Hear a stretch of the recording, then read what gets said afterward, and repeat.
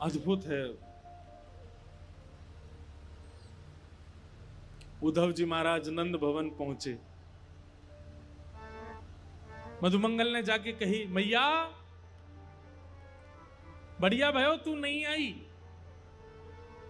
लाला ना आयो, वहां को सखा आयो, या ते मिल ली हो, मैं तो जा रहा हूं। और उद्धव जी को वहां छोड़ करके मधुमंगल चला गया। यशोदा मैया के पास श्री उद्धव जी गए और कहने लगे, मां यशोदा मैया कुछ कर रही हैं, नेत्रों की ज्योति जा चुकी है मैया की, अब दिखाई नहीं देता मैया को, अति वृद्ध हो गई हैं और बिना देख नहीं पाती हैं। यशोदा मैया कुछ कर रही हैं। तभी उद्धव कहते हैं, मां, यशोदा मैया कहती, हल्ला मत करे भैया, कौन है, हल्ला मत करे। कभी चंदा मांगे, कभी बहू मांगे, कभी खिलौना मांगे, कभी कछु मांगे, बड़ी मुश्किल अंत सुलायो मैंने पलना में, कन्हैया सो रोए, तू हल्ला मत करे, हल्ला करेगा तो उठ जाएगा, उठ के फिर रोवेगा, मुझ को तो भाई बहू चाहिए, मुझ को चंदा चाहिए, तू हल्ला मत करे।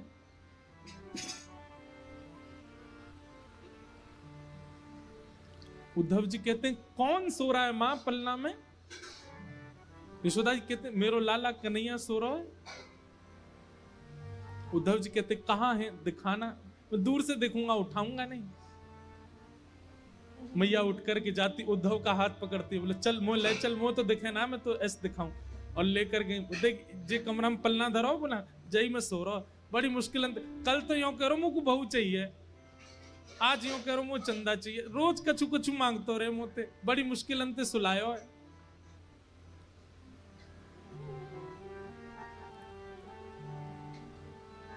उद्धव जी कहते हैं, मां कोई नहीं है पलने में, श्री कृष्ण तो मथुरा जा चुके हैं, वो मथुरा के राजा बने बैठे हैं, आप किसको पलना झुला रही हो? ये सुनकर के यशोदा मैया को याद आ गया और तुरंत गिर पड़ी वहीं और रुदन करते करते बोली, अरे मैं भूल गई।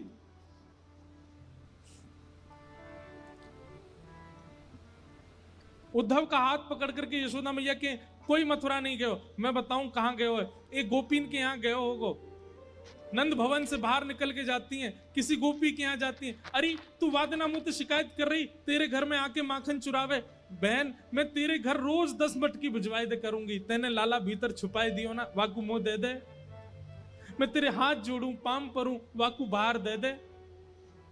गोपी के, मैया मेरे यहां कन्हैया नहीं है।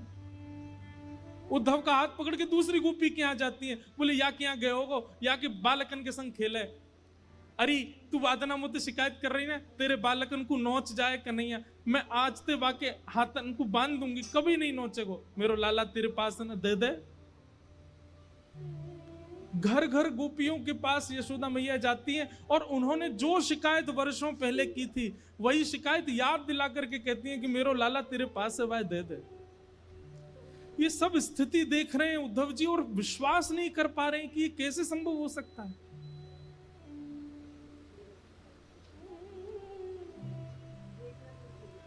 अद्भुत प्रेम है ब्रजवासियों का।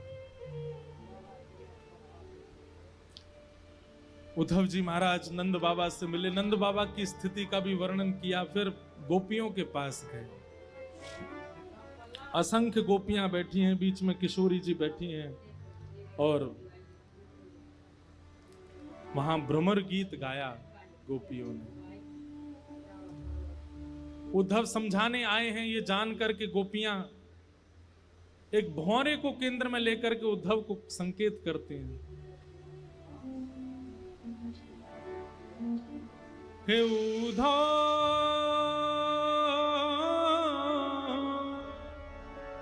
मत आइयो समझाने जाके, कांटा लगे सो ही जाओ, जाके कांटा लगे सो ही जाने, जाए बसे दूर बिरज से, भेजते हैं संदेशा, हम गोपीत राह तकत हैं, रूप हो गया कैसा।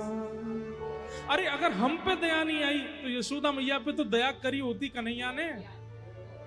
पथराई मैया की अखियां, दर्शन उसका पाने जाके, कांटा लगे सो हे उधा उधा मत यो समझाने जाके, कांटा लगे सो ही जाने। गोपियों ने उद्धव जी महाराज को ज्ञान उपदेश किया, प्रेम उपदेश किया, और 6 महीने बीत गए उद्धव जी को ब्रज में। ठाकुर जी से कह के आए थे शाम को आ जाऊंगा। 6 महीने निकल गए उद्धव जी को वृंदावन में, और 6 महीने बाद उद्धव जी की स्थिति ऐसी हो गई, बिना रथ के पैदल ही गए वृंदावन से। और ठाकुर जी के चरणों में बड़ी बड़ी दाढ़ी हो गई है, मूछें हो गई हैं, जटा जैसे केश हो गए उद्धव जी के, पहचान में नहीं आ रहे किसी के। और ठाकुर जी के चरणों में जाकर के मथुरा में कहते हैं, मैं आपसे केवल एक चीज की भीख मांग रहा हूं श्याम सुंदर। भगवान के उद्धव ये क्या हो गया तुझे? बोले केवल एक वस्तु दे दीजिए। बोले क्या? मुझ सहित वृंदावन चलिए और वहीं बस जाइए, वहां से कहीं मत जाइए नाथ। मैं आपसे प्रार्थना करता हूं, मैं अपना ज्ञान यमुना जी में धो करके आ गया हूं। मैं अपनी सारी ब्रह्म विद्याओं को, सब अपनी वेद विद्याओं को, सबको तिलांजलि देकर के आया हूं वृंदावन में। मैंने ऐसा प्रेम कहीं अनुभव नहीं किया। मैं आपसे निवेदन कर रहा हूं, मैं प्राण त्याग दूंगा बिना वृंदावन के। तो आपकी स्थिति क्या हो रही होगी इस वक्त? यशोदा मैया, नंद बाबा, गोपियों, सबको मिलकर के आया हूं। मैं आपसे केवल एक चीज की याचना करता हूं, अभी वृंदावन चलिए। ये मथुरा आपके लिए नहीं है, वो द्वारिका आपके लिए नहीं है, वो ब्रह्मांड वैकुंठ आपके लिए नहीं है नाथ। आप वृंदावन चलिए। श्री किशोरी जी, सब गोपियां आपकी राह ताक रही हैं, चलिए ठाकुर जी। भगवान उद्धव को हृदय से लगा लेते हैं। उद्धव, मुझे अब इतना प्रिय लग रहा है तू, क्योंकि तेरी वाणी में प्रेम बोल रहा है। अब तेरी वाणी में बुद्धि नहीं है, तेरी वाणी में हृदय बोल रहा है।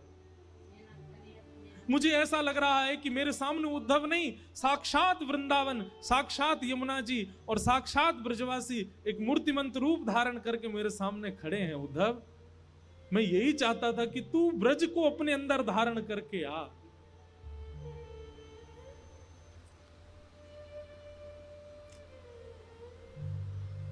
उद्धव ने नेत्र बंद किए, ठाकुर जी ने आज्ञा की, उद्धव नेत्र खोल के एक बार देख मेरे अगल बगल में कौन है। जैसे उद्धव ने देखा तो समस्त ब्रजवासी, नंदरानी, यशोदा मैया, नंद बाबा, किशोरी जी, सब सखियां, गोप ग्वाल, सब मथुरा में ही प्रकट हो गए और ठाकुर जी के इर्द गिर्द सब विराजमान है। उद्धव चरणों में गिर गया, भगवान ये कैसी लीला है, ये क्या हो रहा है? ठाकुर जी कहते हैं, उद्धव मैं ब्रज ही हूं, मैं श्री जी ही हूं, मैं ब्रजवासी ही हूं।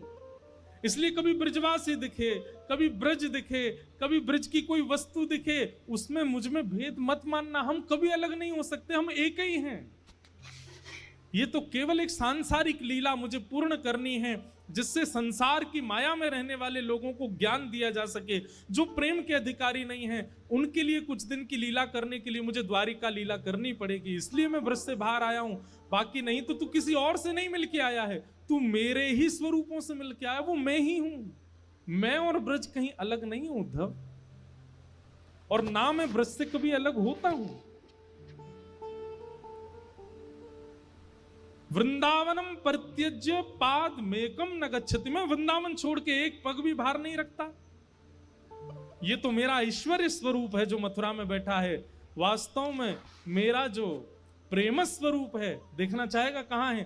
ठाकुर जी तुरंत खिड़की खोलते हैं और वृंदावन की ओर दिखाते हैं, तो किशोरी जी गले में गलवैया डाल करके श्री कृष्ण के खड़ी हैं। ठाकुर जी कहते हैं वो है मेरा लीला रूप, वो सदा वृंदावन में ही रहता है, वो कभी वृंदावन से विलग नहीं होता है।